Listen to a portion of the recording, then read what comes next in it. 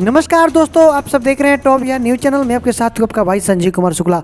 साथियों ये देखिए साथियों, नेपाली बिग फैन जी खेसारी लाल यादव जी की नेपाली बिग फैन का एक बवाल रील। साथियों आप सबको पता है अपने बगल में जो बैठे ये कौन है?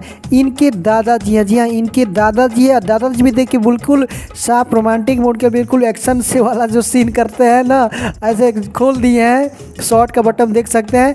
और गाना है ट्यूशन वाली। जी हाँ, ट्यूशन वाली जो गाना है ना खेसारी लाल यादव जी का, जो इस समय बहुत ही विवाद भी हुआ था, किनका गाना डिलीट हुआ किनका नहीं हुआ।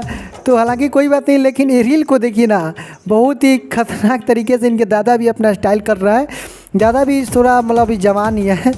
देखिए दोस्तों ना, तो साथियों अपडेट था, आप सभी को बताना जरूरी था। कैसा लगा हमें कमेंट बॉक्स में लिखकर जरूर बताइएगा। और दोस्तों सौम्या पोखरेल का एक बहुत ही जल्द गाना रिलीज होने जा रहा है। टुनटुन यादव का गाना है, ठीक है, और उसमें परफॉर्मेंस जमाई है। तो साथियों बहुत ही जल्द रिलीज़ किया जाएगा, आप सभी को सुनिएगा जरूर। तो चलिए साथियों फिर से मिलते एक नए अपडेट के साथ, तब तक के लिए टेक केयर, बाय बाय।